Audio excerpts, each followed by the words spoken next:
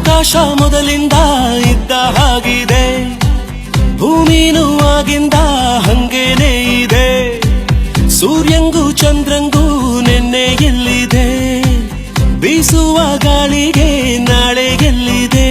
ನಮಗೂ ನಿಮಗೂ ಆ ನಾಳೆಯ ಚಿಂತೆಯು ಏಕೆ, ಮುಗಿದು ಹೋದ ಆ ನಿನ್ನೆಯ ಚಿಂತನೆ ಬೇಕೇ.